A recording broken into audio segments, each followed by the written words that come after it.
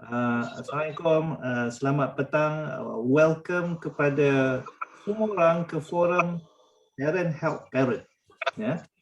Saya bersiap buat masa ni seorang, sekejap lagi Rohaya akan muncul, dia tengah menyiapkan baby Aisyah. Sekejap lagi dia muncul. So, kepada mereka yang menunggu kehadiran Rohaya, sekejap lagi. Jangan lari mana-mana. Kepada mereka yang first time masuk ke forum Parent Help Parent ni, we are in a forum di mana anda akan belajar daripada parent-parent lain. Ya, selain daripada Rohaya yang saya, anda juga akan mendengar daripada parent-parent lain. Bila mereka berkongsi petua-petua mereka, cadangan-cadangan mereka, suggestion mereka, itu yang kita ni parent selalu lalui. Ya. So, walaupun anda dah kahwin bertahun-tahun ke, walaupun anda anak seorang ke atau anak 10 ke, walaupun anda belum kahwin lagi pun, ini adalah satu forum yang insya-Allah kita boleh mencari manfaat antara satu sama lain. Ya. It's not coming from one person saja. It's coming from everybody in the group. Ya. So at any time tuan-tuan perempuan nak tanya soalan, nak memberi pendapat, just switch on the mic. Seelok-eloknya lah switch on the mic. Tak nak buka kamera, kita faham lah, but at least lah switch on the mic and terus tanya. Yes. Sekiranya data ke atau connection tak bagus, okay, type dekat chat box untuk berinteraksi dengan kita. So, Sayuti, ingatkan saya apa topik kita malam ni, Sayuti? Tak dengar lah Sayuti, nampak. Sorry, unmute. Family meeting. Family meetings, yeah. Family meetings adalah perjumpaan keluarga, ya, yang dibuat bukan waktu perayaan saja. This is something yang kita, I'm sure in dalam banyak keluarga, bila kita family meeting tu adalah bila sesuatu berlaku dalam keluarga tu baru nak ada mesyuarat. Ya.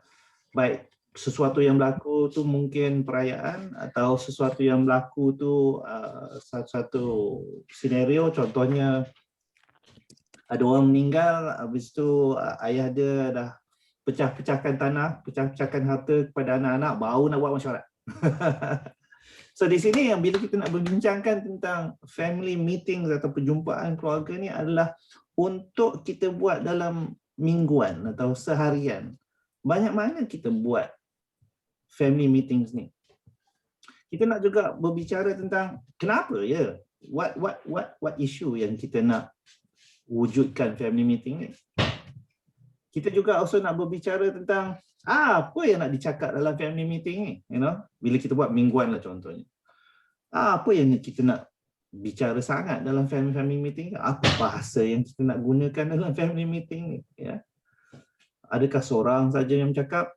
Ayahnya contohnya jadi diktator, ikut je apa yang saya cakap? Atau how is the whole process this family meeting nak berlaku? Okay, so banyak kita nak bincang. So let's start dengan soalan.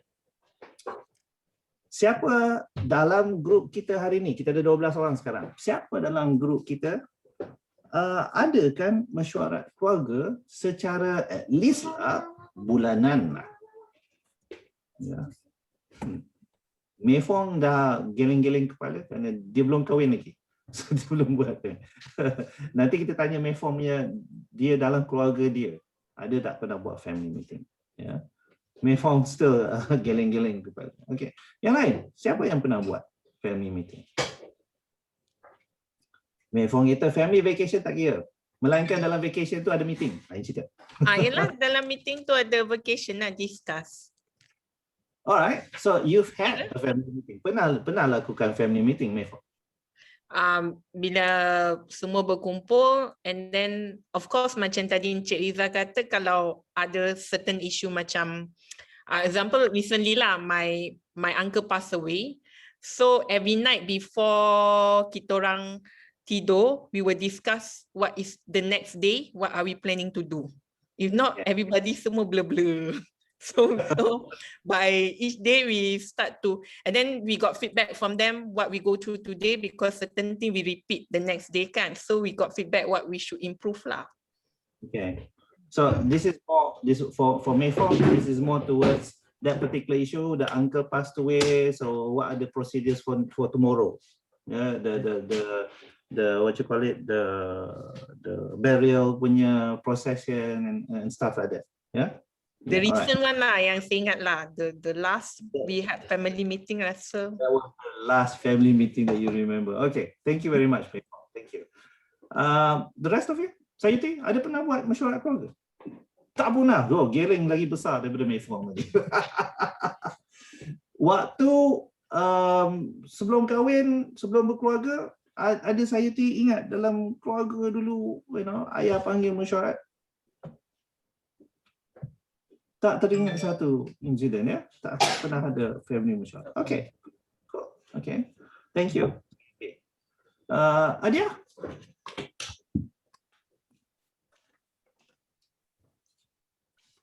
Bibir bergerak, tak dengar. Yang mikrofon. Informal lah, berbual macam biasa je, tak adalah macam purposely panggil, kita duduk bincang sesuatu topik tu, nanti datang, seorang-seorang datang baru kita berbual. Tapi tak formal lah, tapi bukannya rutin. Bukan rutin, satu, dan bila ada keperluan lah, kita bincang lah. Dalam keluarga saya lah, macam saya dengan family sekarang tak terapkan sangat pun. Tak terapkan sangat tu maksudnya ada? Maksudnya tak ada tetapkan, macam kita tak tetapkan okay, setiap minggu ke setiap bulan, tak ada. Bila ada sesuatu isu tu kita berbincang macam tu je lah, bincang macam biasa je, berbincang yang kata orang informal, kita berbual macam-macam isu je bila ada lah, bila perlu. Jadi lebih tapi tak kan tiap-tiap bulan. Tak tiap macam tiap bulan ke, bila ada baru kita berbincang lah. Right. Terima kasih Aida kerana berkongsi. Thank you. Tuan-tuan yang lain, tuan-tuan perempuan yang lain, ada tak pernah wujudkan satu mesyuarat dalam keluarga tu? For whatever reason. Gimana? Nak cakap? Ya, silakan. Okay. Hi, hello. My husband side ada yearly family meeting. Yearly. So early January lah kan. Hari raya ya? Ni tak kira hari raya ya? Tak kira hari raya. So dia punya family meeting is on January. So early January tu diorang ayah dia akan panggil semua adik-beradik dia. So duduk dalam bilik, dan diorang akan discuss lah apa plan untuk tahun tu kot. I tak pernah join sebab I bukan tak masih kira in-law je lah kan, diorang ni adik-beradik je. So diorang discuss maybe pasal financial, pasal plan apa nak buat tahun tu. So semualah apa-apa yang related dengan family, yang semua diorang akan discuss together lah, macam tu. Okay. When you kata, when you Puan Liza cakap they plan for things that they're going to do dalam setahun tu. Contoh aktiviti yang mereka plan, contohnya? Contoh macam diorang macam contoh tahun tu my father-in-law nak pergi umrah dengan mother-in-law, so diorang plan apa, so abang kena buat macam ni, so macam ni. So diorang dah discuss apa task kena buat. So tak adalah rumah tu nanti macam ni, siapa kena beli barang dapur untuk rumah, siapa nak beli macam ni. Okay. Lepas tu nanti kalau plan siapa nak siapa nak kahwin this year, hari tahun yang diorang ada meeting tu, so plan dia macam ni, tahun ni ke bulan ni ke, untuk macam tu lah. So dalam meeting tu lah kita akan tahu, okay tahun ni orang ni akan kahwin. Yes, insyaAllah. So the plan macam tu lah. Plan nak pergi merisik, but mostly diorang adik-beradik lelaki, 2 orang je perempuan. So plan nak pergi merisik bulan ni. Berapa orang dalam meeting tu, Liza? Diorang, my husband ada 7 orang adik-beradik, campur ayah dengan mak dia, so 9 lah. And every January, ya? Every January. bersuara Rohaya. Okey. Assalamualaikum semua. Apa khabar? Selamat malam. Sorry lambat sikit, saya menguruskan Aisyah sekejap. Okey, so family meeting topik dia pada malam ini. Ada ramai baru ni. Ya, Alhamdulillah. ramai. Apa khabar? Saya Ayah. Selamat berkenalan. Kita bawa warm up ya. I was asking them Alright. about siapa yang pernah buat family meeting at least lah in a bulanan kan. Okay. And then bila masing-masing tak buat family meeting, saya tanya whether in their families before they got married ada tak pernah dengar buat family meeting. Okay. Setakat ni Puan Liza kita ni yang kata dia ada family meeting in-laws dia every January. Okay. Alright, that's interesting. Mesti Alright. ada family meeting. Menarik. Okay. Alright, so let's throw the question here. If somebody were to cadangkan, satu keluarga tu patut ada mesyuarat keluarga di mana perbincangannya bukan saja tentang apa saja yang berlaku di rumah, tetapi apa-apa isu antara anak-anak yang perlu ditangani boleh disuarakan di situ, atau apa-apa isu anak-anak dengan mak bapak je boleh disuarakan di situ. Would you find any benefit? Adakah keperluan meeting yang macam tu dalam keluarga? Apa pandangan tuan-tuan?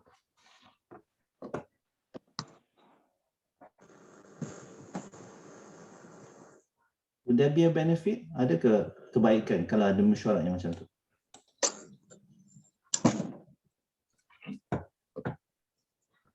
Mestilah ada benefit. Kalau tak, untuk Benefit yang apa meeting kan? Benefit macam, because bila kita dengar kan, mesyuarat dalam keluarga, benda tu itself is a new thing for some people. Yeah. And But- people will question, why should we have a meeting? I mean, nobody died. Kenapa kena ada meeting? But if you have small family, macam maybe you and your husband and then with one child, and that child is only 5 years old. So in between your discussion with your husband, would that consider as a family meeting? Good point. Right. Yeah. Your point is, I would say yes. If I were to respond quickly kepada itu, saya akan kata that would be considered family meetings, terutamanya bila ia dipanggil kerana ada satu tujuan. Kalau tak, dia jadi macam perbualan biasa. Yeah. Let's see what Rohaya says about family meeting. Dia punya definition lebih jauh lebih hebat daripada saya. Okay, bismillahirrahmanirrahim. Okay, family meeting ni adalah dalam bahasa Melayu mesyuarat keluarga lah. Atau biasa kalau orang Muslim, kita selalu gunakan perkataan usrah keluarga. Where everybody sits, sometimes, most of the time lepas main maghrib ke atau lepas main isyak ke, duduk ramai-ramai, buka kitab, share sebagainya. Kadang-kadang lantik anak-anak, okay, hari ni you jadi imam.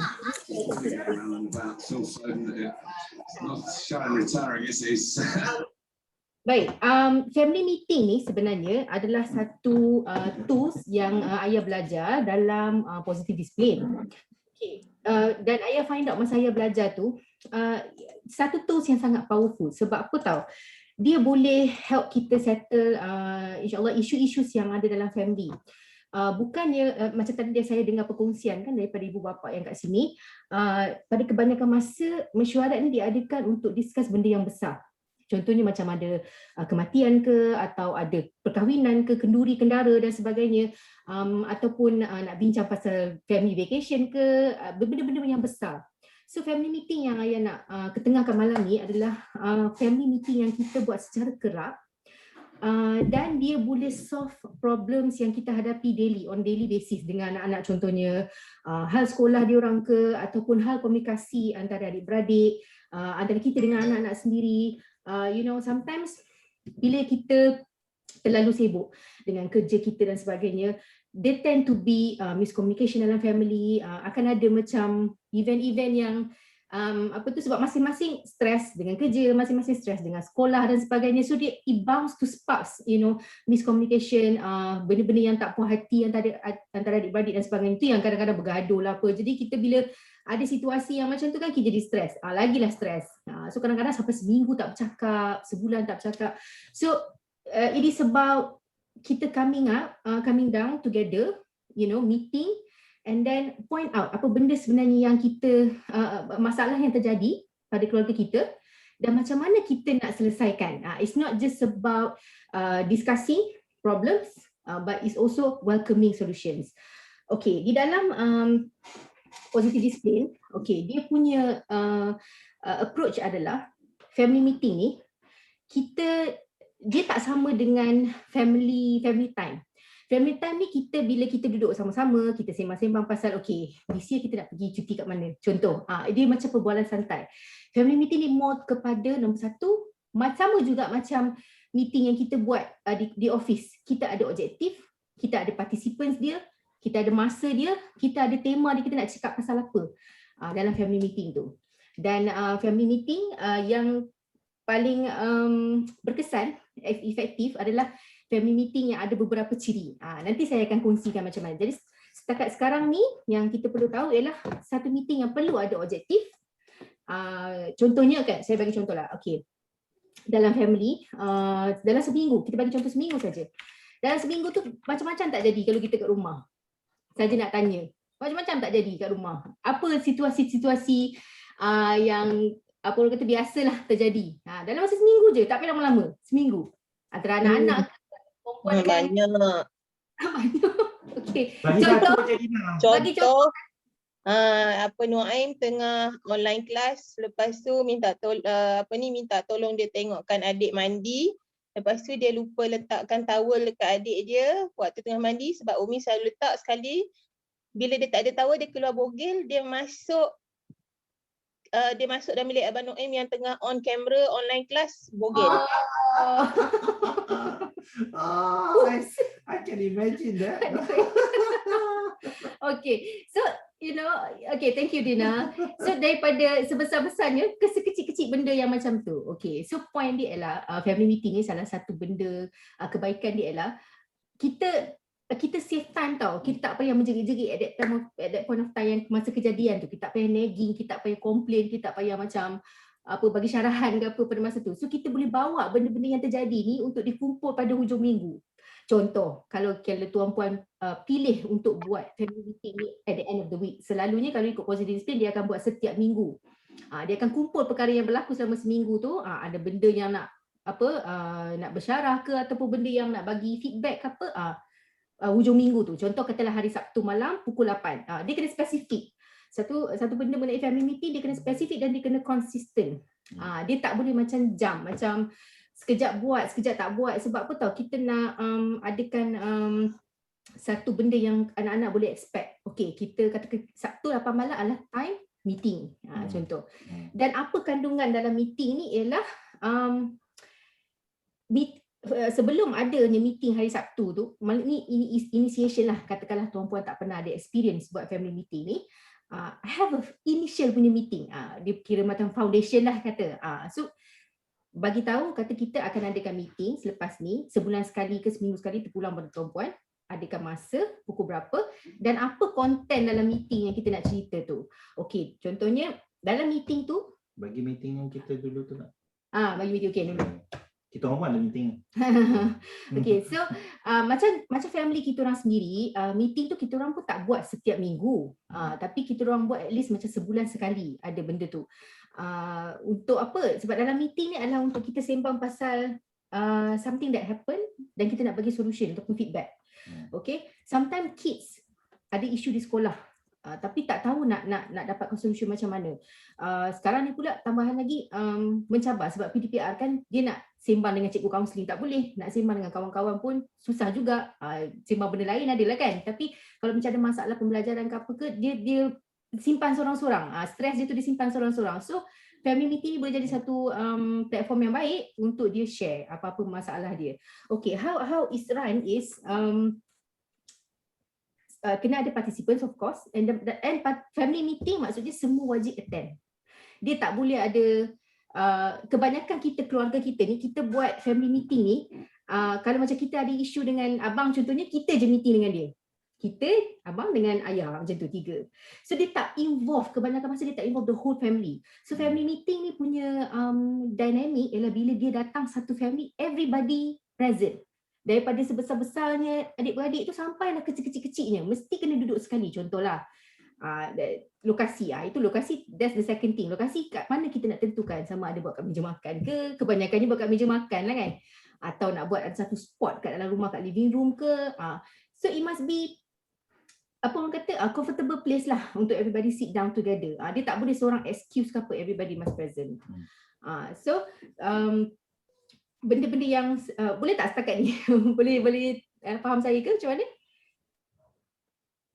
Boleh show of hands ke, boleh Okay, so far okay, alright. Sebab saya bercakap memang laju sikit, so nak kena check whether tuan-puan boleh. Tangan saya kat belakang ni kan nak cubit dia, nak slow down. So down. Dah tu. Alright. Okay, so far itu kita kena ada objektif, kita kena ada participant, semua orang present, kita kena tahu lokasi kat mana kita nak buat meeting tersebut. Dan satu lagi, meeting tak payah lama-lama. Meeting dia kena short tapi precise. Short dan precise maksudnya maksimum janganlah sampai 2-3 jam. Nanti semua anak-anak bosan. So dia kena ada 1 jam yang sangat compact, kondusif. 1 jam tu. Dan macam mana nak jadikan dia compact? Sekejap lagi saya check. Okay, kita nak tanya soalan dulu dekat tuan-puan. Jadi di rumah yang tuan-puan yang ada experience, ada tak yang tak ada experience langsung buat family meeting tadi dah tanya? Everybody tak ada experience. Oh, everybody tak ada experience. Okay, ada experience untuk buat family meeting yang besar lah maksudnya kan? Okay, baik-baik. Okay, so rasanya okay, tuan-puan buat family meeting yang besar tadi, lama tak sebenarnya berlangsung that session tu? Sekejap saja. Depends kalau macam isu pasal ada siapa nak kahwin, dia ada dua kaedah, sama ada bentuk taklimat briefing, maksudnya keputusan dah diambil briefing je ataupun nak berbincang. Kalau berbincang dia jadi lama sikit lah, kalau taklimat sekejap dah. Kalau tang kahwin ni dia perbincangan dia selalunya mas kahwin berapa kita nak bagi, nak letak. Itu perbincangan selalunya lah. Dan tugasan kan. Alright, okay. So di kebanyakan masa kira adults lah yang involved. Apa ni orang kata topik-topik yang besar ni lah. Okay, memandangkan tak ramai yang tak ada family meeting ni, jadi saya share lah macam mana nak buat family meeting. Okay, tuan-puan boleh try dulu sebulan sekali, lepas tu reduce to once every 2 weeks. For example, lepas tu jalan aja meeting tu, everybody dah biasa dan sebagainya, dah boleh tahu apa nak expect, boleh buat seminggu sekali. Okay, apa dia punya content? Baik. Okay, silakan. Mana nak mula tiba-tiba sekali family cakap, kau dah gila ke kau buat family meeting? Benda yang tak pernah buat, tiba-tiba family besar lah. Kalau family kecil, within me and my father, sister, okay lah. Kita 4 beradik. Suddenly you nak involve auntie, uncle for big event yang macam, kau tiba-tiba kau yang buat meeting ni apa benda? Okay, Puan Mefo macam ni. Maksud saya family meeting ni adalah untuk keluarga kita sendiri. Unit kita kecil lah. Yeah, correct. Our own family, kita, suami, pasangan dan anak-anak sahaja, untuk discuss benda-benda yang berlaku dalam family. Dia bila dah terror dah buat yang family yang meeting kecil ni, you will get there lah untuk yang besar tu, trust me. So nak practice yang kecil ni dulu, because you see ramai kebanyakan ibu bapa ataupun keluarga. Contohlah saya bagi satu situasi, anak-anak yang ada masalah komunikasi dengan parents. Okay, selalunya parents akan ambil approach anak tu together saja, sembang, solve. The thing is, bila mak atau ayah sembang dengan anak yang ada masalah tadi tu and solve problem, adik-beradik yang lain tak tahu what's going on. Okay, so dia punya family meeting ni punya fokus ialah kita nak together as a team, know that apa yang abang lalui, apa yang kakak lalui, apa yang adik ada masalah ke apa, everybody is aware of everybody punya presence dalam rumah tu and what everybody is going through. So we work together as a team. So dia punya family meeting ni, dia punya goal dia is towards there lah. Kita work together to solve something together itu.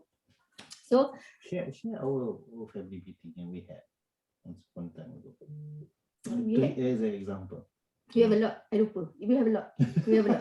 So banyak isu. Give them one. Contohnya Afifi tak tidur kat katil dia. Yeah. Yeah. As a contoh lah, as a structure.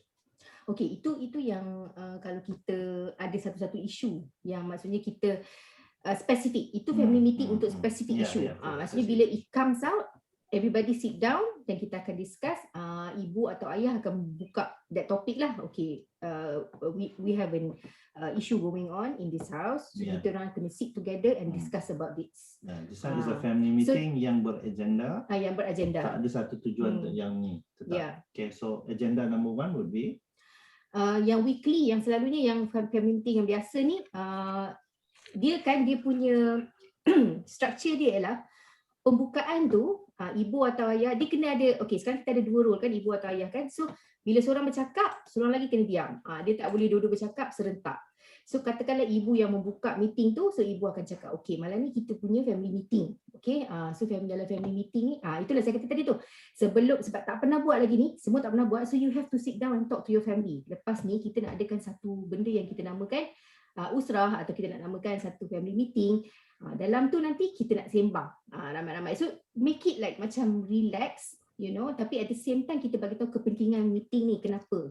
Sebab kita nak start working things together. Kita tak nak sendiri-sendiri, kalau ada masalah simpan. So ini dia punya platform. Kalau kita ada aktiviti keluarga apa, semua kita nak share dekat dalam meeting tu. Okay, so that's one thing. Kena ada initial punya meeting tu, bagi tahu apa yang akan datang. Now, bila dalam meeting, bila kita dah nak start buat meeting, yang first kali tadi seperti yang tadi tu, juru cakap, ibu atau ayah tu, kalau ibu bercakap, ayah diam. So ibu akan buka topik lah, akan bagi tahu, okay, so tonight is our family meeting yang pertama dan sebagainya lah, kedua ke ketiga ke apa ke. So malam ni kita nak bincang sekian-sekian topik. Okay, apa dia sekian-sekian topik ni? Sekian-sekian topik ni adalah sebelum meeting tu, bagi tahu dekat anak-anak ni dalam initial meeting tadi, kata, okay, minggu ni setiap orang mesti kena ada satu point yang dia nak bercakap. Mesti ada satu point benda yang dia nak share dalam family meeting. It could be anything. It could be something yang happen dekat school.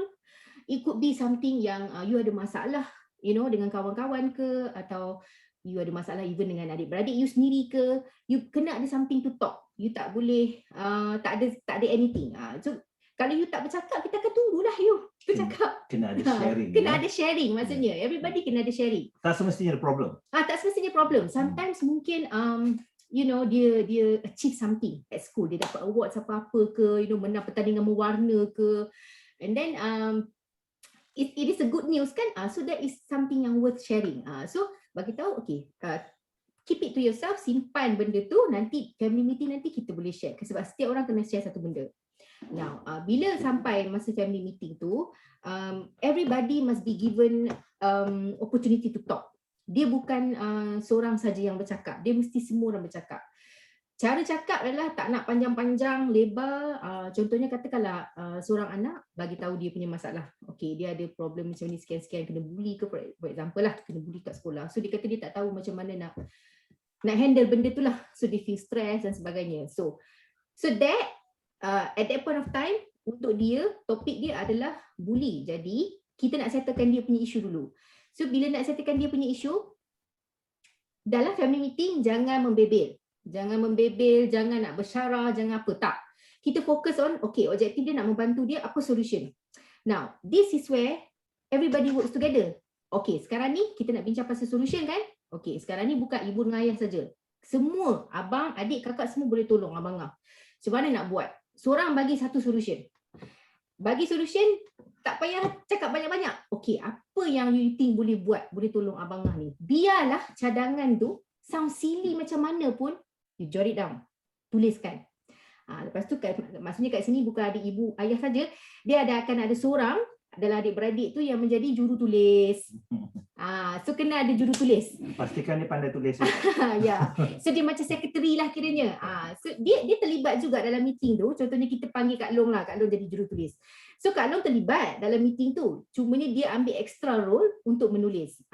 So kalau you boleh adakan satu whiteboard di tepi lebih bagus kalau ada, sebab tuliskan bagi nampak, everybody nampak. So dalam whiteboard tu tulis apa? Minggu meeting ke berapa, hari apa, berapa hari bulan apa semua, kedatangan. Siapa yang ada dalam meeting tu? Ibu, ayah, abang, adik. Okay. So nama semua kena tulis nama kat luar kat situ. Lepas tu tulis.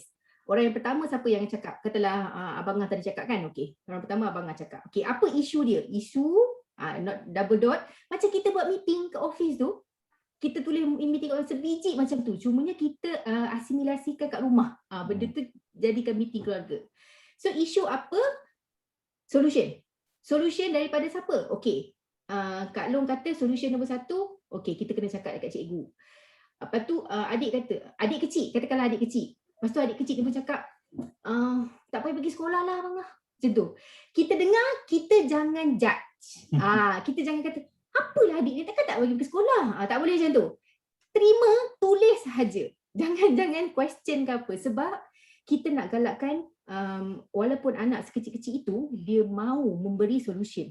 Kita nak inculcate, bukan, kita nak tanamkan benda tu dalam diri dia daripada dia kecil lagi. So don't tahan siapa-siapa punya solution. Don't say it's ridiculous lah you ni.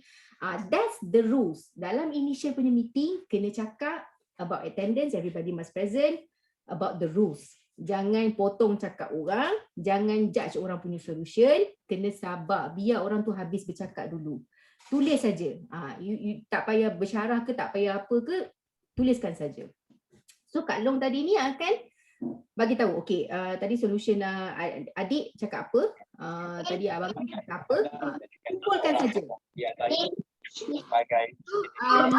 Bila dah ada banyak solution, dan kita go back to Abang Ngah tadi. Okey Abang Ngah, tengok banyak solution kat sini kan.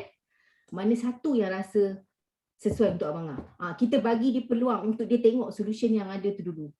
And then katakanlah dia kata dalam banyak-banyak solution ni dia kata rasa-rasanya nombor 1 dengan nombor 2 boleh buat. Okey, so nombor 1 dan 2 boleh buat. Katakanlah nombor 1 kata okey, ibu dengan ayah pergi jumpa cikgu, sembang dengan cikgu. Okey. So yang tu ibu dengan ayah pula. On my side, on ibu dengan ayah punya side pula. Kena bagi tahu whether you are okay with that cadangan, because cadangan tu datang daripada anak yang lain kan. Jadi you sebagai ibu bapa, you setuju tak dengan cadangan tu? Dan kalau you setuju, dia setuju, okay on. So this solution kita akan try. Tick. So let everybody see. That macam it's like kalau tak ada whiteboard pun mahjong paper ke apa yang besar yang everybody boleh see, yang boleh tengok kat dekat dalam kertas tu. So that is basically dia punya structure dia. So selepas dah bagi solution, everybody dah discuss everybody punya isu ke apa ke, and then ada penutup. Last kali ada penutup lah. Okay, dalam penutup it is very very important for you to say thank you. Thank you kepada semua yang join meeting tersebut. So terima kasih banyak-banyak. Okay, tonight is a very good session. Banyak yang kita dapat. Kita ada banyak solution dan sebagainya. Dan kita raikan Kak Ngah dapat menang pertandingan menulis apa semua. So kita happy. So esok kita makan aiskrim. So it's make it lively lah, that meeting tu. So trust me, at first mungkin you rasa macam tak ada topik tau. Tapi sebenarnya bila you think, itu yang ayah kata tu, in 1 week macam-macam berlaku sebenarnya. It could be daripada sebesar-besar benda, macam ada contohnya ada masalah budi ke apa kat sekolah, kepada sekecil-kecil benda. Contohnya macam tadilah kes Puan Dina tadi kan, anak dia terlupa nak pakaikan towel dan sebagainya. So it could be a topic on its own. Kalau tak ada topik lah untuk abang yang buat event tu tadi kan, abang yang ada situation tu tadi. So it could be a topic juga. Okay, what happened last week, hari tu dengan adik tu, what happened sebenarnya? Masa tu yang nak berbincang. So masa kejadian, kita tak boleh buang masa membebel ke apa. Tunggu masa meeting tu. Masa meeting tu dan baru cakap. What happened hari tu sebenarnya? Lepas tu dia bagi dulu. Okay. So kita tahu kan sebenarnya next time beringat sebab kita jaga, contohnya lah nak jaga adik. jaga aurat dan sebagainya. Jadi dia kat situ, pembelajaran dia kat situ. Sebab bila terjadi benda, bila kita discuss di family meeting, kebaikan dia adalah bukan dia seorang yang belajar. Adik-beradik yang lain juga turut belajar. Yang tu yang kita nak tu sebenarnya. So kita dah ada teamwork untuk solution, kita ada teamwork untuk learning. Maksudnya dapat pembelajaran daripada session meeting tu. Saja nak tambah yang apa yang adik-beradik tu belajar ialah abang aku ada isu ni ya. Adik aku ada isu ni lah. Aku tak pernah tahu kerana adik selalu cakap dengan mak. So now everybody is in the know. Itu yang kita nak wujudkan sebenarnya dalam keluarga ni. Semua orang tahu apa yang berlaku dalam rumah tu.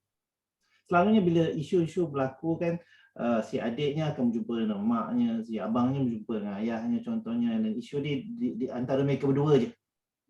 Dengan kita libatkan semua orang belajar antara satu sama lain, semua orang tahu apa yang berlaku dalam keluarga, everybody is in the know, maka ukhuwah keluarga yang wujud adalah jauh lebih rapat daripada one-on-one contact. Ya. Dan kita nak wujudkan that semangat kekeluargaan dengan adanya mesyuarat ni. Ya. Liza tu angkat tangan lama tu. So Liza. Ya, silakan Liza. Okay, macam Wan Ayah cakap tadi kan, macam kalau ada good news ke, macam mana kita nak hold untuk tahan 1 minggu dah baru nak rasa bagi tahu dekat family kita yang good news tu. Lepas tu macam kids actually balik sekolah terus umi dia terus nak cerita kan, macam mana nak bagi tahu dia orang yang kena hold dulu ke, macam tu macam tu. Jadi dia tak payah hold sebenarnya. I mean dia nak bagi tahu pada masa tu, bagi tahu. Maksud ayat ialah katakanlah dia tak ada topik. Maksudnya dia tak ada benda nak bercakap untuk family meeting hujung minggu tu. Maksudnya dia tak ada benda nak share. She could share it again. Because masa dia balik tu mungkin dia bagi tahu dekat Liza saja. Contohnya mungkin ada adik-beradik lain yang tak ada kat situ, atau si ayah tak ada kat situ pada masa tu. Lepas tu kita pula terlupa nak cakap dekat adik-beradik lain, ataupun terlupa nak cakap kat suami, kata dia menang pertandingan sekian-sekian. So it's just, and then dia pula cakap nanti Umi meeting minggu ni tak tahulah nak cakap apa. Bolehlah share pasal berita tu lagi sekali. It's okay. Dia tak ada isu macam redundant ke apa ke. Kalau dia tak ada isu lah. Kalau dia ada isu, ceritalah isu yang dia ada tu. But trust me, kids, if you give them chance to speak, they will find a topic. Apa pun. Walau sekecil-kecil benda apa pun dia mesti akan share.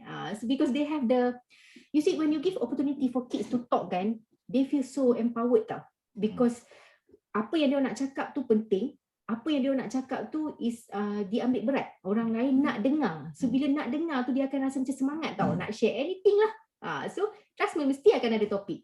So it's so dia kata ayat family meeting ni sangat powerful because dia one thing, dia boleh shoot banyak benda. Dia boleh ajar solution, dia boleh ajar confidence untuk bercakap, dia boleh ajar komunikasi, dia boleh ajar tolak ansur, sifat-sifat yang baik antara adik-beradik. So dia boleh buat preparation untuk satu hari nanti, bila dia pergi ke sekolah dan sebagainya, alam pekerjaan, di alam universiti, you akan ada this kind of teamwork tau. You kena kerja berpasukan. So you dah apa orang kata prepare siap-siap dah benda ni di rumah. So bila dia di luar sana dia tak kekok sebab benda ni dah biasa buat di rumah. So these are among the things, values yang kita nak terapkan lah dalam family meeting sebenarnya. Itu dia punya objektif kita lah, yang kita nak buat sangat family meeting sebenarnya. Okay. So So maksudnya macam katakanlah dia tak ada benda nak cakap. So bila hari yang meeting tu dia still tak tahu lagi apa nak cakap, dia tak boleh nak fikir. Even kita dah cakap, okay, you kena ada satu point nak cakap, even so dia tak boleh nak fikir juga. So kita boleh cakap, ceritalah pasal hari tu. So kita sendiri boleh suggest untuk dia, ceritalah pasal yang tu. Boleh ke? Ataupun she came back, she told you, okay, I want this contest for example, and then kita seronokkan huwa. Lepas tu nanti masa meeting nanti, dia tak ada topik nak cakap, then you could tanya, actually what happened? Apa yang menyebabkan kakak menang tu? Kakak tu dia pasal apa? So dia describe, benda apa yang buat dia menang tu, cara dia tulis ke, dia cerita pasal apa yang buat dia menang tu. Contoh, kawan-kawan lain semua cerita pasal apa? Yang dapat nombor 2 siapa? Dapat nombor 3 siapa? It's things like that. So kita punya role is orang yang bertanya soalan. Orang yang macam, bukan bertanya soalan untuk put her in a spot, tak. to ask her to give details, to keluarkan skill tu untuk describe something, what happened, the storyline and whatnot. So kita galakkan dia lah sebenarnya untuk bercakap. It's good sebenarnya. One thing, macam saya kata tadi, sebab kita tak nak family meeting yang terlalu lama, so katakanlah satu orang kita hadkan dalam 10 minit atau 15 minit untuk seorang bercakap. Kalau anak ramai, keluarga lagi besar, kena adjust lah dekat situ. Berapa lama nak bagi untuk seorang bercakap. Kalau ada isu yang terlalu berat, yang terlalu lama, dan kita tahu contohnya macam ada isu yang macam contohnya bully tadi, maybe it's quite a big issue kan, benda tu ambil masa lama, we could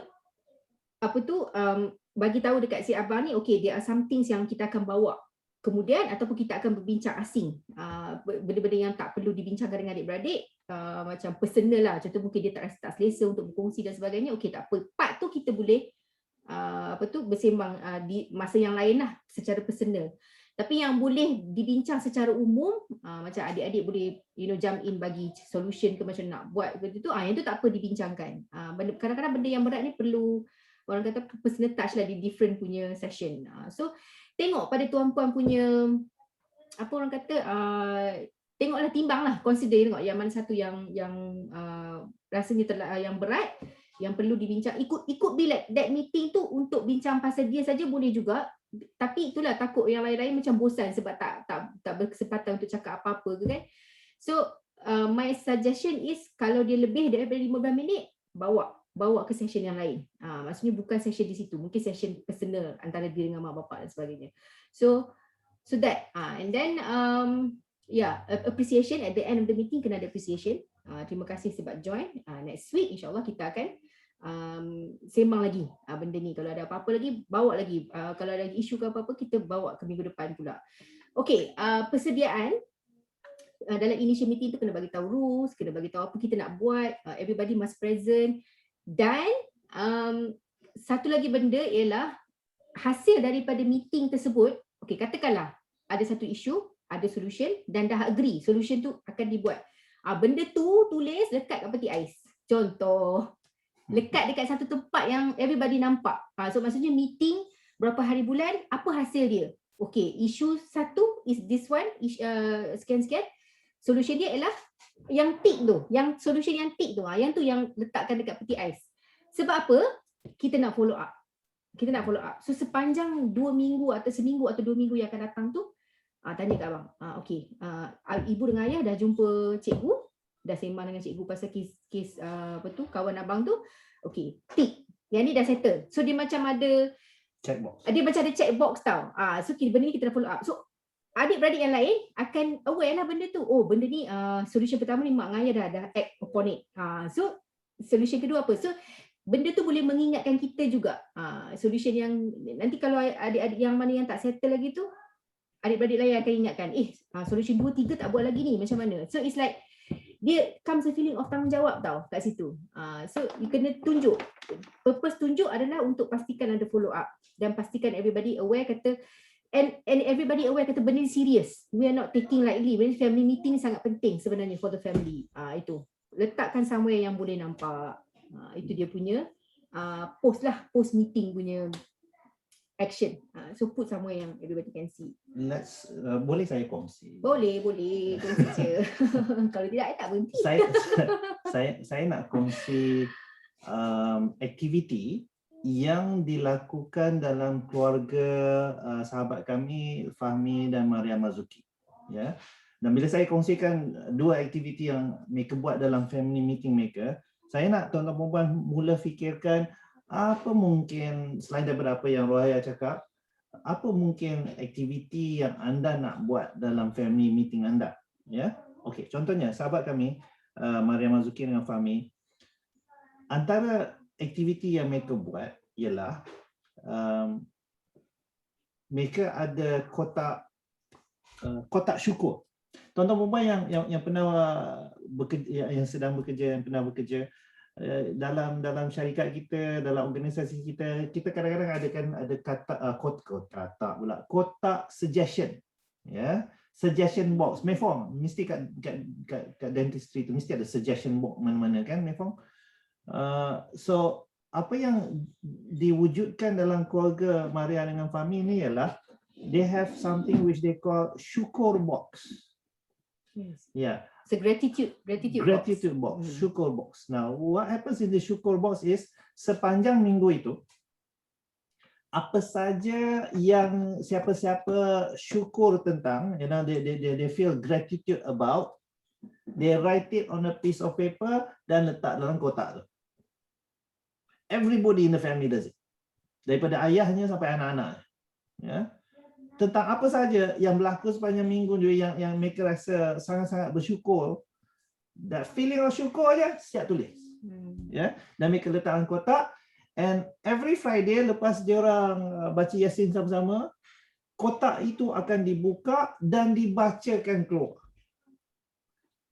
Dan the whole family knows, okay, adik bersyukur tentang ni, ayah bersyukur tentang ni, and dia mewujudkan satu feeling yang sangat-sangat wow lah, ya. How they appreciate what's happening around them, untuk menanamkan sifat syukur tu ke dalam keluarga. Satu aktiviti yang bila saya dengar tentang tu, saya kata wow sangat keluarga ni. Ya. Aktiviti yang kedua yang mereka pernah cerita dengan saya ialah mereka ni bertemakan Palestin. So dalam perbincangan, dalam mesyuarat mereka, antara benda yang mereka akan sentuh ialah apa yang sedang berlaku di Palestin. Dalam perbincangan mereka akan kata, okay, what can this family do? Keluarga ni boleh buat apa? Sembang saja kah? So kalau ada apa-apa tentang, you know, kutipan derma untuk Palestin ke, kalau ada ceramah terbuka Palestin ke, anything yang bertemakan Palestin, they will go as a family. Mereka akan participate secara satu keluarga. Yeah. So this family, dia ada tujuan, dia ada purpose. Yeah. A purpose which is beyond the family. Dia bukan purpose yang family kita. Tak. We have a purpose yang bergerak secara satu keluarga berkenaan tentang satu isu yang di luar keluarga tersebut. And I find it very, very, very beautiful. Yeah. So, tuan-tuan perempuan dah dengar dua contoh aktiviti yang keluarga Fahmi dengan Maria Marzuki ini wujudkan. Apa mungkin aktiviti yang tuan-tuan perempuan nak wujudkan dalam keluarga masing-masing? Kongsikan di sini supaya kita ni banyak idea. Kau sekarang macam dah dapat idea macam mana nak buat kan, dah nampak benda tu sepintas lalu dan dah mula merancang, oh boleh buat macam ni, boleh buat macam ni. So that boleh buat macam ni tu kita nak dengar sikit. Ya, supaya kita boleh belajar sama sendiri dan menambah-nambahkan aktiviti dalam keluarga kita. Silakan. Silakan.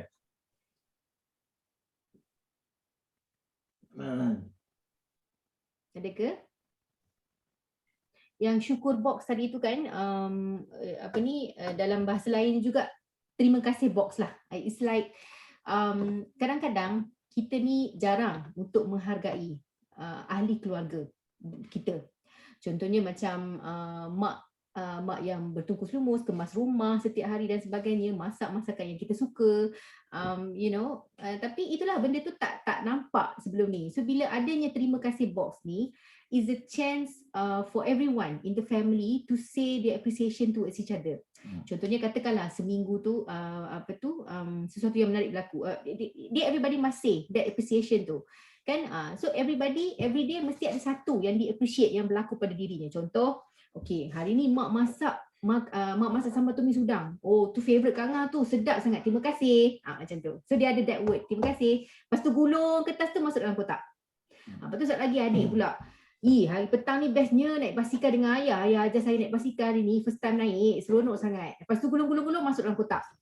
So dia tak payah bagi tahu lagi benda tu, tapi masukkan simpan. Lepas tu katalah ada appreciation, kata, oh hari ni ayah temankan Kak Lu nak pergi ambil lesen kereta. So rasa cik excited. Terima kasih banyak-banyak ayah sebab ayah banyak tolong ajar dekat rumah naik kereta testing kan. So benda tu membantu dalam kelas. Lepas tu gulung-gulung tak. So masa meeting tu nanti at the end, okay, lepas kita dah bincang semua dah topik yang nak bincang untuk that week tu, last kali the appreciation punya part, this is done. Okay, ni aktiviti yang wajib lah kan. Okay, kita nak buka the terima kasih punya box. So sekarang ni everybody kocak-kocak ambil satu baca. Siapa ni? Oh, ni daripada Abang Ngah kepada ibu. Okay, terima kasih. Hari tu masak sambal tumis sedap sangat. You know, orang kata apa, the power of that tau. You know, somebody appreciate you in front of other family members. For the mothers, he was like macam, oh my, macam benda yang dia selalu buat secara rutin, orang tak pernah cakap terima kasih. Tiba-tiba dalam family, dia cakap terima kasih. Kau nak rasa macam mana masa tu? Memang kalau saya akan nangis. Sebab memang, rasa Allah memang dihargai sangat. Lepas tu macam adik lah. Oh, kakak tolong gosok baju sekolah dia. Selalu macam tak ada apa, tak ada rasa pun. Tiba-tiba adik kata, terima kasih kakak sebab tolong gosok baju. Kakak tu kan rasa macam, oh sayang ni aku buat lebih lagi lepas ni. You know, the feeling of want to do more. So that's the best thing lah. Tak boleh describe yang tu. So that's the important of the appreciation. It could be incorporated lah dalam you punya activity untuk family meeting tu. This terima kasih board is very powerful about appreciation. Okay, so that's one. Ada lagi tak? Siapa yang angkat tangan? Liza. Okay, Liza. Ada ideas? Bukan, nak tanya macam kita orang, adik-beradik kita orang ada macam WhatsApp group ni, so kita orang discuss dalam tu je tau. Ada sekali lah jumpa adik-beradik before PKP lah kan, since last year. Okay, ada jumpa adik-beradik, kita orang plan, kita orang cakap okay, group ni untuk collect duit untuk buat kurban masa raya haji nanti. So okay, but tapi duit ni juga boleh guna kalau Umi perlukan something. Kalau let's say kereta Umi rosak atau nak beli barang baru untuk Umi, apa-apa yang Umi perlukan, so kita boleh guna duit ni juga. So kita orang punya meeting dalam so far adalah jumpa, kalau balik kampung adalah jumpa ramai-ramai kan, tapi mostly dalam WhatsApp group tu kita orang punya tiba-tiba nanti Umi bagi tahu dekat salah seorang daripada kita orang aircon rosak lah kononnya kan, contoh aircon rosak. So kita orang adik-beradik akan cerita, discuss dalam WhatsApp group tu, okay aircon Umi rosak, so boleh tak nak guna duit tu untuk ni. So kita orang cakap okay, so beli brand ni, discuss dalam WhatsApp group tu. Lepas tu dah dapat solution, so okay. Dengan siapa yang Umi cakap tadi tu, so bagi tahu Umi lah, kita orang dah plan macam ni Umi, so Umi kata oh okay boleh. So macam tu lah dia punya family meeting dalam WhatsApp group tu. Okay. Apa soalan dia, Liza? Tunggu soalannya. Tak, soalan dia okay, lupa pula nak soalan. Okay. Soalan dia tak yang benda okay, dia punya kira tu family meeting juga ke dalam WhatsApp group tu, sebab kita orang nak cakap, sebab teringat Faya tadi cakap mak rasa appreciate tu kan. So my mom pun nangis tau masa kita orang cakap kita orang ni duit yang kita orang bagi untuk Umi ni. So tu kira family meeting juga lah kan, even dalam WhatsApp group tak jumpa, macam mana tu?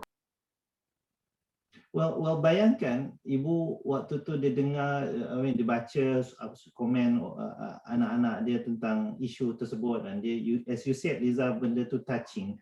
Bayangkan benda tu dibuat setiap 2 kali seminggu. Bayangkan benda tu dibuat lebih kerap. Bukan kerana adanya satu isu yang perlu dibincangkan. Yeah? So that's what we want to encourage kan. Kita selalu panggil meeting kerana ada satu isu. We want to change that. We want to change that. Kita nak wujudkan meeting keluarga ni for whatever reason, yeah. Because bayangkan what's happening right now in society, yeah. We have families yang oleh kerana PKP and stuff like that, semua orang duduk dalam bilik masing-masing dan hanya berjumpa waktu makan. Itu makan pun tak sama time sometimes, you know, and we don't know one another even though we're in the same house. Atau kita ada isu-isu di mana we didn't know that our daughter was going through that issue kerana dia seorang-seorang dia mungkin disembang dengan adik tapi tak sembang dengan mak ayah contohnya. They are secret scared, you know. So we want to break that dengan to bring that family together secara terancang. Yeah. Bukan kerana adanya isu baru nak adakan nak meeting. Tak. Kita rancangkan this meeting supaya nak wujudkan that ukhuwah in the real sense of the word. Bukan kerana mereka ni bawa satu bumbung baru nak buat just because you satu bumbung maka your family. Tak. Kita semua tahu ramai orang dalam satu bumbung pun kadang-kadang tak bercakap. Yeah. So think of that scenario. Yeah. The meeting in that kind of mode. Ya, Liza boleh? Alright. Mefong angkat tangan. Okay. Just nak tanya, sebab yang macam family sugar box or gratitude box, right? How long actually can it last? Sebab actually because from my experience, I mean not doing for family meeting because the idea when Puan Ayah shared, right? Because actually we did that during our school children camp. You know when we have school children camps or teenagers camp, right? We actually create one like gratitude box for them. Then don't buat sample for each of the participants. Then and if any of them make something very gratitude, something that you feel very appreciated, you all should write. Like should you write something and put it. So actually that participant very eager. Early in the morning dia akan tengok siapa ada tulis untuk I did something good. It more encourage them. But like the ideas of that box is very good. But how long should it sustain? Or because sometimes human tends to get bored. And not saying that we are bored of that gratitude, but it's something not refresh, something that what I mean is something not refresh. I mean we do sekali, it sounds very good, but if we continue doing it, I worried that the children will get, not saying they get bored, but the idea of it macam ala biasalah in maybe on the 6 months or 7 months they are behaving taking for granted a bit lah. That's what I want to know more. Thank you, Mefong. Okay. You know, when we first learn about this gratitude box punya style ni kan, we appreciate, we memang implement dekat rumah tau. I kalau dapat something, a tool yang I belajar, memang I akan terus implement kat rumah. So masa tu anak I yang sulung baru umur 5 tahun. Masa tu 5 tahun, 6 tahun macam tu lah. Dia boleh faham, dah boleh menulis sikit, boleh boleh berkomunikasi, dah boleh bercakap dan sebagainya. So what we did was kita buat benda yang sama. Saya letakkan satu box. Saya tak guna box. Saya guna tahu tak macam ada satu card box yang keras sikit tu, yang bercolour-colour tu. Dia sekeping macam board yang berwarna. Saya tak ada benda nak tunjuk. Board colour board tu saya lekatkan di dinding. Saya tulis kat situ syukur corner. Saya tulis kat situ. So siapa yang ada benda yang dia nak cakap terima kasih, tulis dekat atas post-it notes. Kan post-it notes kan kecil kan?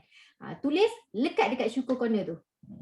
So for us, that point of time bila I dapat tu I tak masukkan dalam family meeting, tapi I gunakan dalam I lekat kat dinding so that everybody can see every day benda tu. So masa tu memang tak ada family meeting, I tak dikenalkan lagi dengan family meeting. So that's one thing yang I buat untuk kenalkan appreciation to my family, to my children. So we did that. So macam dalam case macam tadi Puan Mefong tanya whether benda ni boleh maintain ke tak. Now it doesn't have to be macam kita orang pun that syukur board tu dah tak ada. Memang dah tak ada dah. But then again, the effect of that syukur corner punya board tu sebenarnya dah diinstill dalam my children. Yeah. So every time we and the husband also. Children and husband. Okay. Instill. Family to be enough. So every time we do something ke ataupun I cook something they like ke apa, I will get that. They will come to the kitchen, they smell it smells so nice lah ibu, must be delicious. So it's like that is considered as appreciation lah sebenarnya. So you don't have to write it anymore. They come naturally already because you already so used to it. You dah install the support. So you reward them at the first beginning? Sorry? Would you reward them beside the appreciation using verbally? Will you actually reward them physically? Say thank you. We say thank you back. Okay, reward ni one thing yang verbally lah. Will you actually reward them? Reward maksudnya untuk membalas apa yang diorang cakap tu ke? Is that what you mean? Contohnya macam they appreciate something yang I buat, lepas tu I reward them because you appreciate me ke? Macam tu ke? No, for like the whole family that they are doing these gratitude things. So maybe macam you kata the family is being we're practicing gratitude for 1 whole month, and I'm so happy with the attitude, the growing that we have. So should have appreciation macam bagi hadiah ke macam Christmas like that. Gitu. Should we? For our family tak. Sebenarnya macam untuk family kami, reward ni is a very sensitive punya topik. Okay, reward ni we have one separate forum hari tu. You know, on reward saja. You should check it out dekat YouTube. It talks about reward saja. For our family, reward is a no. There are times, because I don't treat reward bila you buat something macam, for example, you buat chores ke, atau you buat something macam activity macam you cakap tadi ke, I don't introduce rewards. Macam to me, I appreciate you buat benda tu. The way I lahirkan I punya appreciation tu is towards we are so happy, we love you guys so much, macam tu. Tapi tak ada kata macam kita orang nak bagi duit ke, nak bagi encouragement untuk buat contoh saya bagi contoh puasa untuk orang Muslim kan 30 hari kan dalam bulan Ramadan tu. Untuk family kita orang tak pernah saya bagi 1 sen pun bila dia orang penuhkan puasa 30 hari. Afifi start puasa umur 5 tahun, penuh 30 hari. Saya tak pernah bagi rewards. Caranya ialah saya menceritakan okey kenapa pentingnya kena puasa tu. Dan dia tengok contoh untuk budak-budak kecil, dia tak perlu kita banyak-banyak cerita sangat dengan dia. Kita just bagi tahu kata kita tunjukkan contoh kita berpuasa, dan at the same time kita bagi tahu kenapa dia kena puasa, you know, in simplest term as possible. Tak payah panjang-panjang cerita. Lepas tu kita tunjukkan excitement tu, kata bestnya puasa sebenarnya tau, kita menghargai orang yang tak makan, tak minum dan sebagainya. So all that positive things tu sebenarnya dah cukup untuk encourage dia. Dia tak perlu dah all this reward sebenarnya. So my children memang tak biasakan dengan reward. I'm asking because certain parents they like to give this kind of reward. Yes, For me, yes, I think for me lah, I don't know, my own opinion is when they think of gratitude of it, for me, I will just adjust it to the things that the feeling of them it's so nice they did this and people are very gratitude on it. The effect of that the things that they did making so much of difference on that somebody else. Is it the way? Well, to me, honestly, it's okay to give rewards, but the danger of rewards ni sebenarnya ialah when you give them, they do, but you don't give them, they won't do. After a long time kan, dia akan rasa macam dah malas, kalau malas tak nak buat.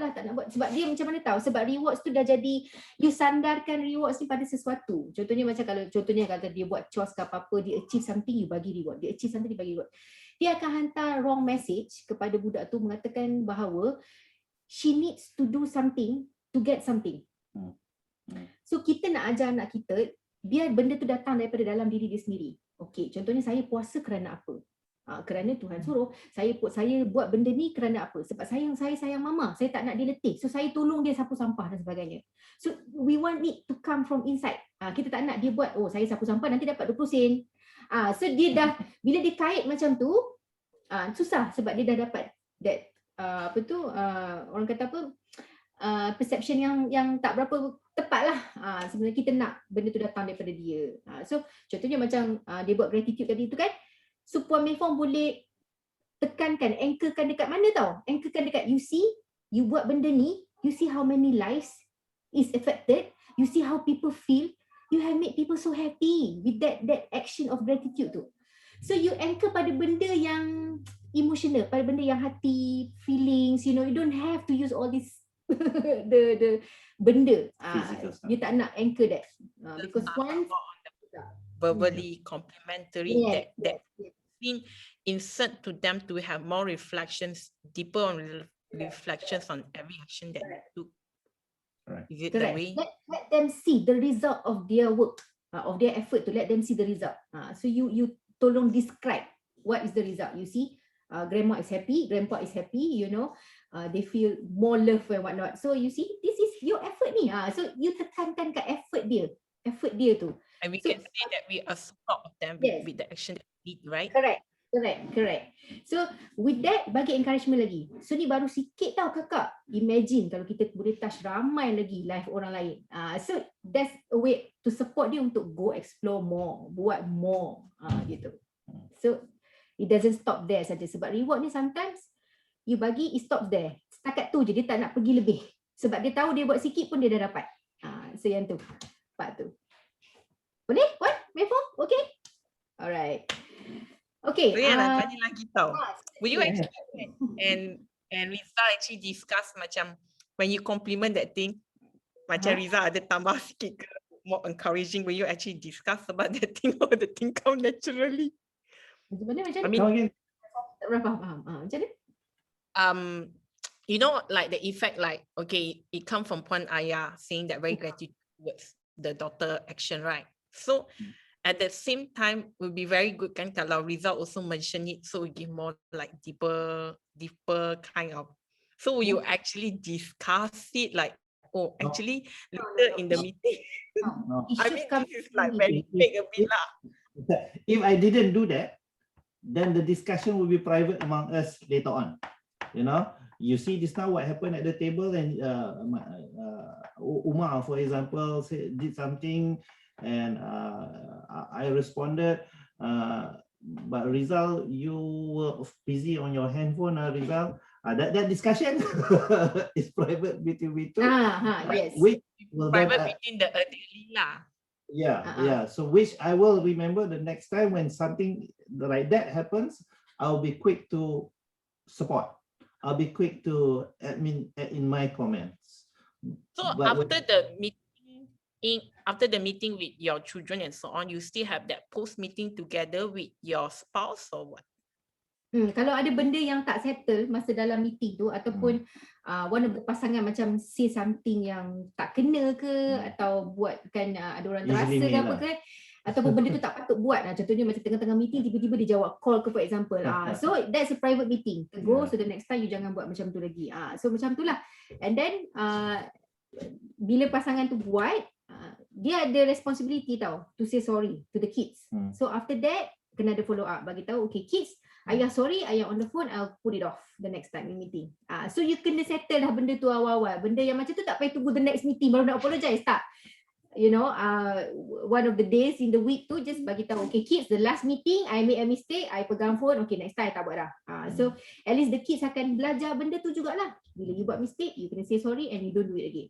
Gitu. So banyak benda sebenarnya pasal family meeting ni yang itulah macam saya cakap, dia you throw birds with one stone. Banyak shoot banyak benda dengan family meeting sahaja. Mei Fong, if I may add, you know, we learn in TRF, it's not about the activity.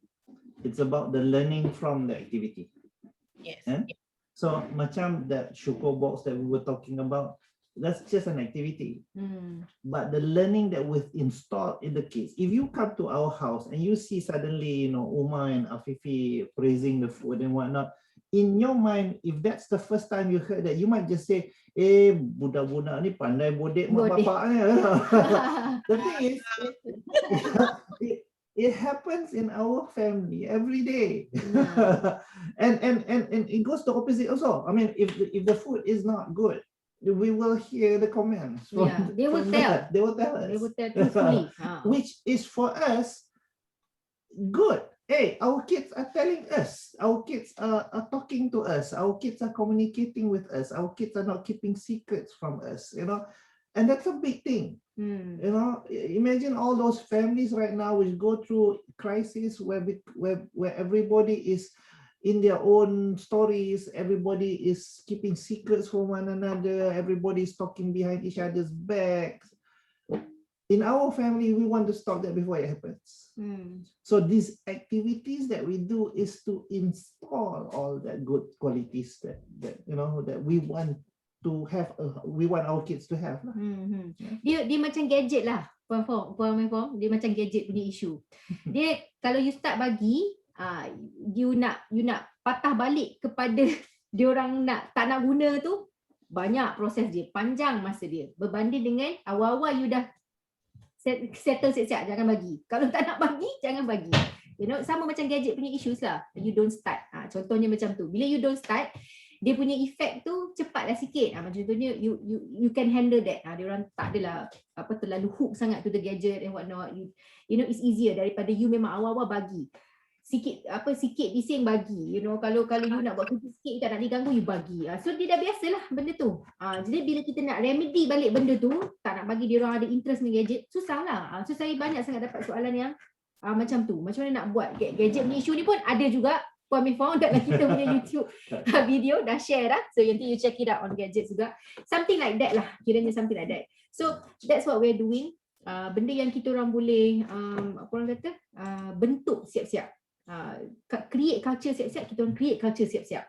You know, for preparation supaya jangan jadi benda-benda yang macam tu. Yang communication tak ada dalam family, yang masing-masing buat hal masing-masing, yang tak ada appreciation dalam, you know, yang suka talk back dalam family, you know, suka menjawab dan sebagainya. Tak nak. So kita orang tak nak culture macam tu, kita orang dah plan siap-siap apa nak buat. So it's something like that. So and it's all with age lah. So you guys being here in the forum ni is a good step. Getting knowledge and what how to do. Okay. Liza angkat tangan. Yes. Thank you for the question. Boleh? Setakat sekarang boleh? Ada kata jawab soalannya tu? Ada jawab, tapi mungkin on the way I still want to ask more lah. Okay, sure. No problem. Kita bagi Liza sekejap. Okay. Okay. Katakanlah masa tengah meeting tu, lepas tu tiba-tiba ada pergaduhan ke, jadi macam ada orang macam tak sabar ke, macam so ada gaduh lah, sparks, ada timbul sparks ke apa ke. So macam mana nak relaikan, macam nak redakan balik, nak bagi tenang balik semua tu? Bila? Okay. Yang bergaduh, selalu tu. Kita bagi Roya dulu jawab. Okay. Kalau saya announce, declare quiet time sekejap. Declare quiet time sekejap. Tak lama pun, 30 saat je. Contohnya lah, 1 minit ke quiet time.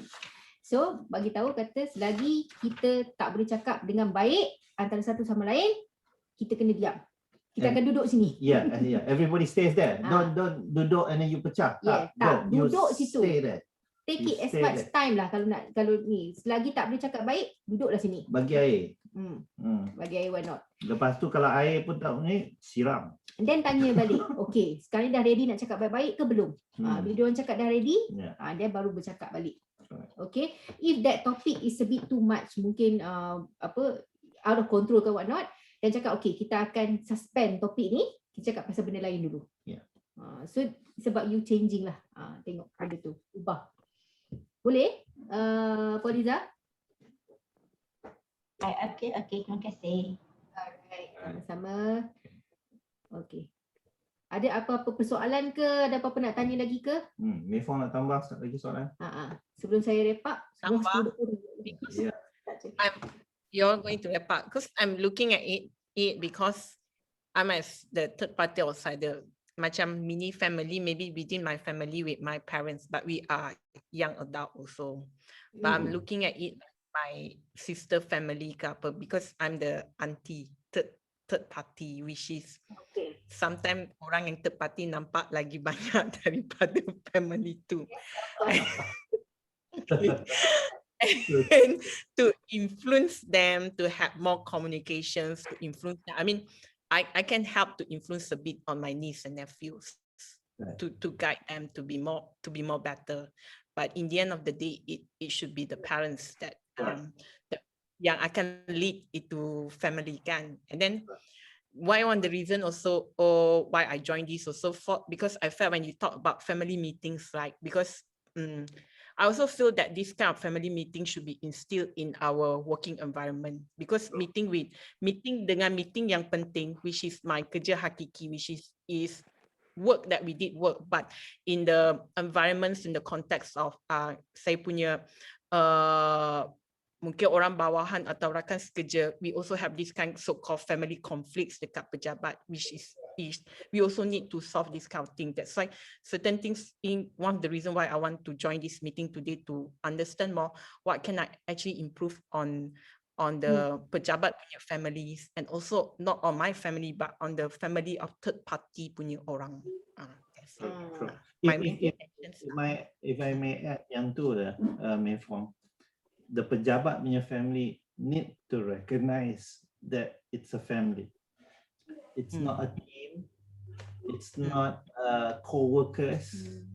It's a family. So bila kita family tu maksudnya Mei Fong adalah Kak Long dia, the cleaner tu is the ibu ke contohnya, the manager is this, that one is the adik, and they need to realize that.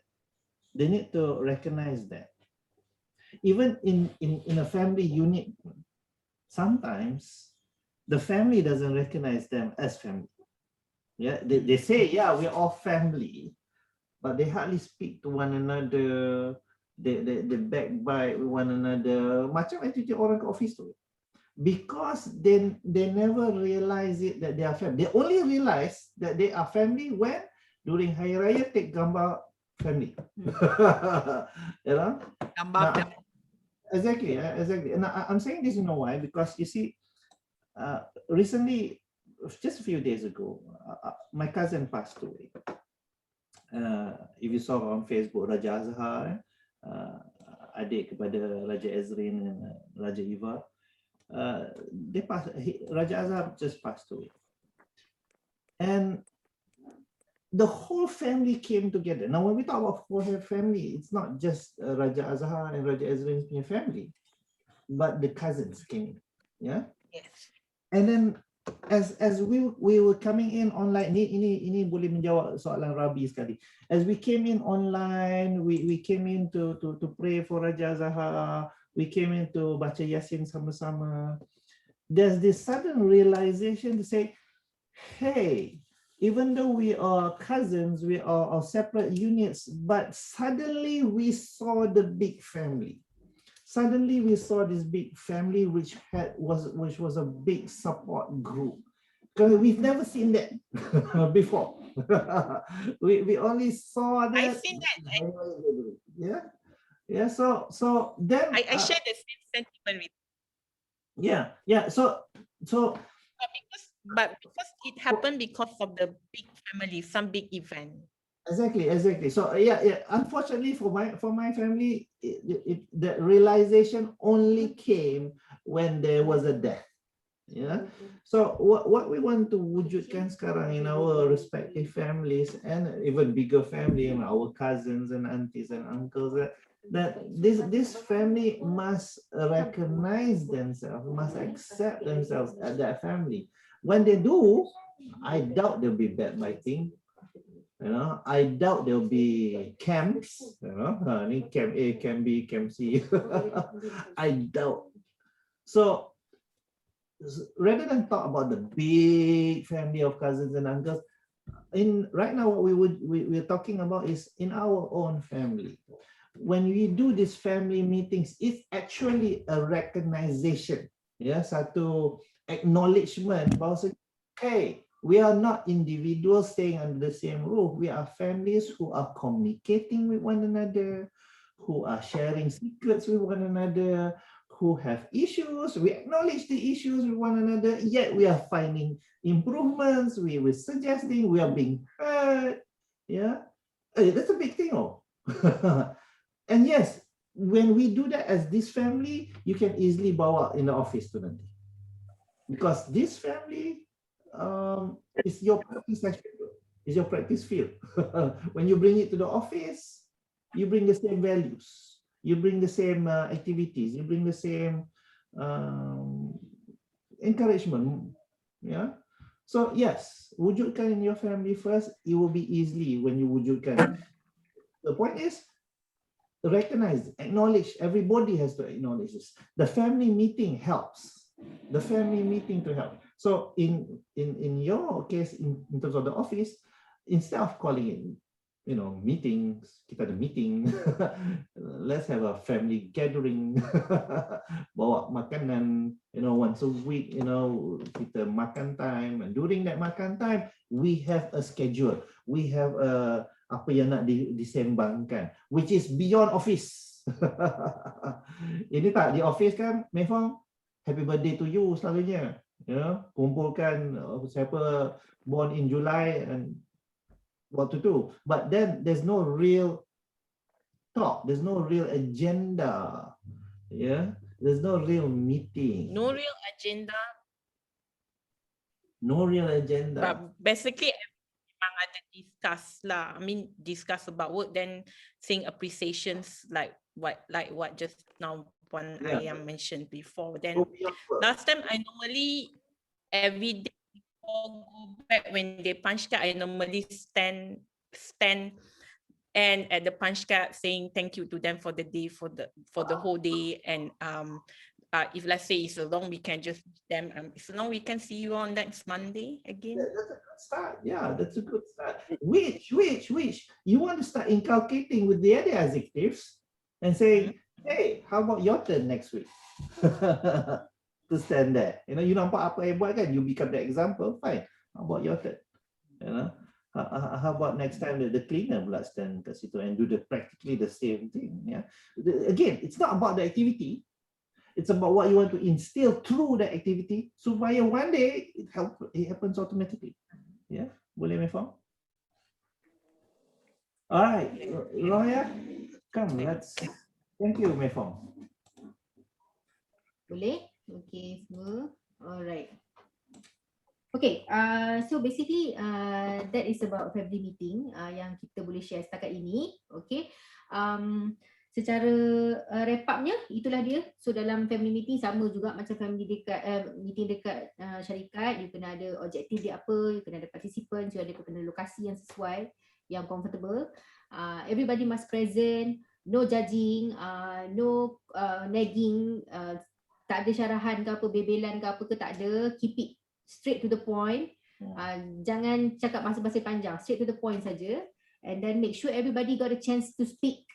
Everybody is important dalam family meeting. Dia tak ada satu yang tertinggal ke apa ke, semua kena bercakap. As much as you can as a person yang adult, play your role.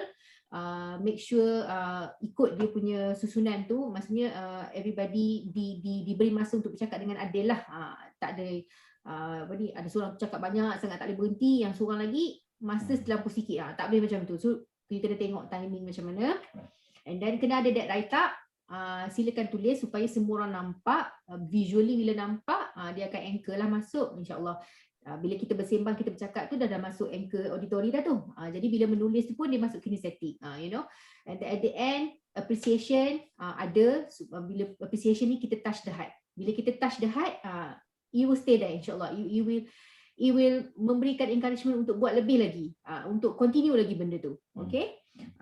And then follow up, lekatkan di peti ais ke, di mana-mana ke, ataupun buat satu buku log ke apa ke yang orang boleh nampak.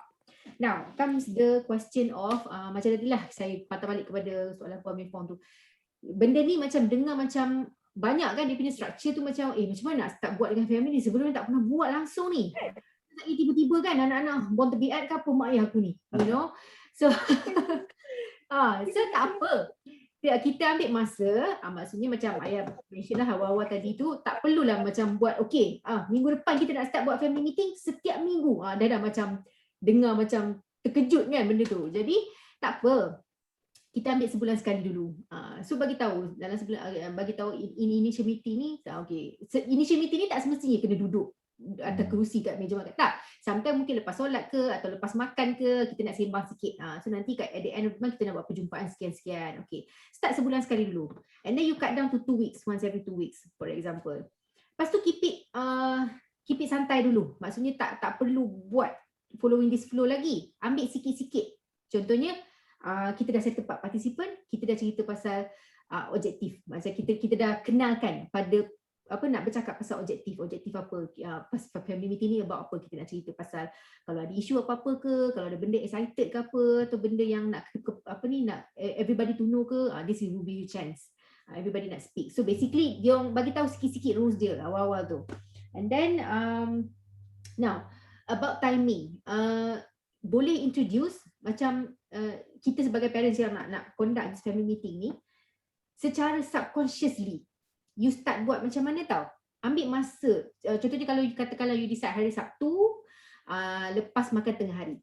So hari Sabtu lepas makan tengah hari tu dalam pukul 3. Dalam pukul 3 tu waktu senggang everybody kan. So every Saturday, setiap minggu kedua hari Sabtu tu, dalam pukul 3 tu, you buka. Tengah santai ni semua ada kat living room contohnya, buka. Tanyalah, okey, hari ni apa jadi kat sekolah abang? Contoh. Okey kakak, minggu lepas buat projek tu kan, sains tu kan dah habis ke? So that is like the first step, baby step untuk pastikan semua orang bercakap. Dia nak biasakan benda tu dulu, tabiat tu dulu. Lepas tu bila diorang dah biasa bercakap apa semua, dan diorang dah dapat that skill of sharing and that skill of giving solution apa semua, baru kita buat secara formal yang macam tadi Ayah bagi tahu tu. Dia ada sit down properly, kena ada tulis dan sebagainya, kena ada follow up, baru buat secara macam tu. Jadi kita ambil tackle sikit-sikit. Tak payah macam terus nak buat macam tu. Tackle sikit-sikit secara santai dulu. Bila anak-anak dah biasa, lebih mudah kita nak execute benda tu. So maksudnya subconsciously you buat every Saturday pukul 3, you tak bagi tahu kat dia orang tau. You tak bagi tahu kat dia orang pukul Sabtu pukul 3 kita ada meeting atau tak ada. Sabtu you punya role is make sure Sabtu pukul 3 tu macam everybody dah duduk kat depan. Maksudnya contohnya kalau Kak Ngam masih basuh lagi kat dapur tu kan, basuh pinggan ke apa, Kak Ngam tinggal dulu nanti mai sini kita nak duduk sembang sekejap. Macam tu. Biasakan macam tu. Subconsciously, casual saja. Lepas tu bila nak execute benda tu baru cakap. You guys perasan tak sebenarnya kan setiap hari Sabtu minggu kedua pukul 3 kita ada meeting. You guys perasan tak kita duduk kita sembang sama-sama. So benda ni namanya meeting. Lepas ni kita nak buat lebih serius. Nama dia family meeting. Macam tu. So kenalkan macam tu sikit-sikit. Tak perlu secara terkejut macam tu kan. Nanti tak biasa. Saya pasti tuan-tuan perempuan ada di antara kita setiap hari Jumaat baca Yasin contohnya. Yeah? And baca Yasin after that dah finish. Yeah. It's satu aktiviti yang kita lakukan secara konsisten. Tetapi there's no real content. Mungkin ada tazkirah daripada ayahnya, and then the ayah seorang yang cakap kan. How about kita say okay, what can we learn from that ayat tadi yang kita baca contohnya, and you facilitate something. Yeah. So we are actually doing it. This small family meetings ni. Ya tak ya pun sama-sama makan di meja makan. It is actually a family meeting. Is that activity gunakanlah untuk instill values, gunakanlah untuk address issues, gunakanlah untuk dia jadi satu benda yang bermanfaat. Not just eating, not just baca Yasin saja tak. So again, it's not about the activity. It's satu benda yang dirancang, yang kita nak masukkan, yang kita bincangkan, yang kita nak ubahkan dalam keluarga kita untuk jadikan satu keluarga yang lebih baik daripada semalam. Secara bersama-sama, secara terancang. Ya. Banyak kita cakap hari ini dah pukul 10.30 ya. 37 ya. Tuan-tuan perempuan nak anda boleh tengok. Last question Mefong. Can Mefong never stop asking question Mefong. Go ahead. Apa beza taklim, usrah, tazkirah, the difference? Yang tu you understand the difference. Fauzi boleh bagi definition dalam bahasa Arab. Janganlah bahasa Arab. Bahasa Melayu mudah. Briefly, Ustaz Fauzi. Silakan. Because I don't really understand the differentiate between taklim, usrah and tazkirah. Ustaz Fauzi. Boleh. Assalamualaikum warahmatullahi wabarakatuh. Sifu Riza dan Ayah. Taklim, usrah dan tazkirah. Okey, kalau kata persamaan antara ketiga-tiga ni ialah kita sharing sesuatu yang bermanfaat. Itu persamaan antara ketiga-tiga ni lah. Iaitu satu perbuatan, ketiga-tiga ni perbuatan men-sharing ataupun berkongsi satu yang bermanfaat. Tapi berbeza dari sudut kaedah. Okey, berbeza dari sudut kaedah. Contoh kalau kata taklim ni, dia lebih bersifat formal. Lebih bersifat formal, contoh dia ada guru dan dia ada anak murid. Tak kisahlah kalau kata si ayah tu jadi guru ataupun anak tu menjadi anak murid, mesti ada orang yang memberi taklim, menjadi pengajar ataupun dan mesti ada orang yang menerima ajaran. Okey, usrah pula.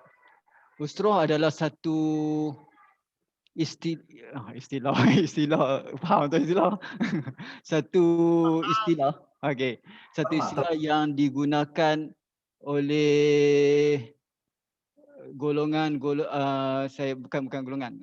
Dalam Islam maksud dia usrah ni dia ada satu perbincangan kumpulan yang sama ada kumpulan kecil ataupun kumpulan besar, tapi selalunya usrah ni digunakan untuk kumpulan kecil lah. Kan? Paling besar pun paling ramai pun lebih kurang 10 orang lah. Kan? Dalam usrah tu kita akan berbincang macam tadi lah, lebih kurang pada macam meeting lah. Kita akan adakan satu perbincangan dan selalunya yang dilakukan dalam usrah ni kita perkongsian ilmu lah. Kan? Kita contoh kalau kita dalam meeting kita bercakap open, kan? Open umum. Tapi dalam usrah ni kalau kita selalunya yang dilakukan dalam usrah ni kita akan adakan satu metod lah, satu ilmu yang disetujui untuk kita berkongsi, kan? Ilmu-ilmu yang khusus untuk disetujui kita kongsi, dan dalam tu juga kita akan open sekiranya ada apa-apa isu yang nak kita selesaikan sesama kita. Kan? Jadi dan dalam usrah ni dia ada 3 objektif dia. Kan? 3 objektif dia. Yang pertama kita nak saling kenal mengenali antara satu sama lain, antara salah satu ahli usrah.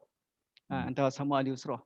Kemudian selepas kita kenal, kita nak sama saling bergading bau untuk saling sama bantu-membantu. Kan? Sama bantu-membantu. Dan yang ketiga tu saya lupa. Saya lupa. Kan? Dia ada istilah bahasa Arab tu saya ingat, tapi saya lupa yang ketiga tu. Dan kemudian tazkirah ni dia perkongsian juga, dia lebih tapi dia tak seformal taklim. Tazkirah ni cuma sekadar kita bagi nasihat, kita bagi satu cadangan yang singkat, yang kita kongsikan kebaikan, tapi tak lebih berbentuk formal lah. Ada yang dilakukan secara formal, tapi kebiasaannya tazkirah ni kita jarang melakukan secara formal. Tazkirah ni maksud dia memberi peringatan. Tazkirah dalam bahasa Arab maksud dia memberi peringatan. Baik, wallahualam. Terima kasih Ustaz Fauzi. Terima kasih banyak-banyak. Ya. Mefong, kalau you nak tanya Ustaz Fauzi lagi, I bagi dia punya nombor kat you nanti, okey? Apa-apa nak tanya pasal Islam, silakan. Especially terma-terma tu. Terma-terma nak faham ke? Ustaz Fauzi. Boleh Mefong, you okey? Boleh. Sama-sama. Boleh faham jugalah. Perlahan Mefong. Slowly. Alright, so tuan-tuan dan puan, inilah forum Parent Help Parent yang berlangsung setiap hari malam Ahad pukul 9 malam, ya. Dan ia berlaku macam ni lah, dalam keadaan formal tak formalnya, gila-gilanya dengan anak di pangkuannya, tak kisah. Janji kita ada isu yang dibualkan, ada topik, ada soalan yang nak ditanya, dan bukan kami je yang respon, siapa-siapa dalam forum ni semuanya respon, dan semoga ilmu yang kita share dalam forum ni bermanfaat. Tuan-tuan dan puan, kalau nak mengikuti kita punya video-video yang lepas-lepas, semuanya di YouTube Take Charge Parents. Nak dapatkan link untuk forum kita yang Ahad akan datang, jenguk-jenguk kami di Take Charge Parents punya FB, dan like di situ dan follow di situ, supaya kita akan selalu belajar. Ya, selalu belajar dan teruskan belajar. Bukan saja belajar, anda pun akan bagi soalan-soalan yang menyebabkan semua orang di antara kita ni akan fikir. Ya, betul. Ya. Liana yang tunjuk muka saya ni, kenapa Liana? Saya pun ada buku macam tu. Banyak lagi tak dijual. Alright, tuan-tuan dan puan. Thank you for being with us. Terima kasih banyak pada yang Tuan Rizal, sorry tau. Itu anak saya tu. Dia tengok buku Tuan Rizal tepi katil saya, lepas tu dia kata sama. Dia punya, dia yang buat idea dia ni. Handsome tak dia? Orang nak buku tu handsome tak?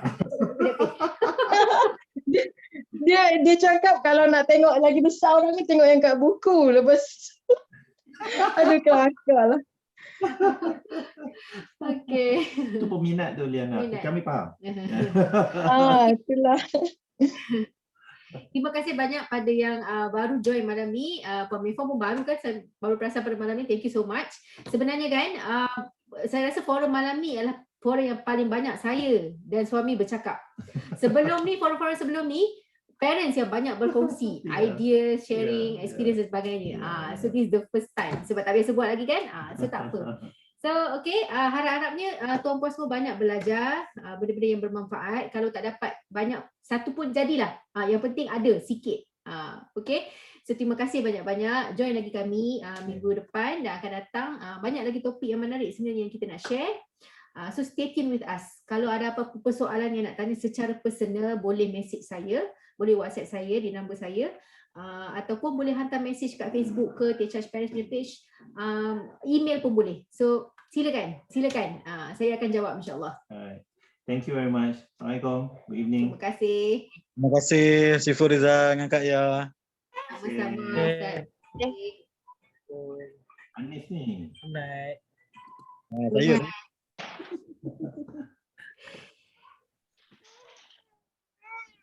Ya. Tengok tengok. Dia nak tengok saya. Dia nak PC. tengok. Ah. Tak tidur lagi ni. Baru bangun tidur. Oh, okey. Selamat bersyift malam. Aduh. Itu kalau baru bangun tu pukul berapa pula tidur tu? Pukul 1 nanti agak masuk. Okey. Ni abang dia lagi satu seorang ni. Aduh. Tak apa, ya tu mami dia handle nanti. Oh, okey. Handle yang abang. Kena take turn lah. Okay, bye-bye. Bye-bye. Bye-bye. Tak nampak. Bye-bye. Thank you, Dina. Thank you, Dina. Thank you Ayah, thank you Sifu. Bye-bye. Bye. Thank you, Ustaz. Thank you, Hanif. Hanif, ada kat situ kau? ada Kak Ya, ada. Okey. Ayah, saya salam Kak Umar dengan Afifi nah, dengan Aisyah sekali. Ada anak. Tadi tu Akmal. Thank you.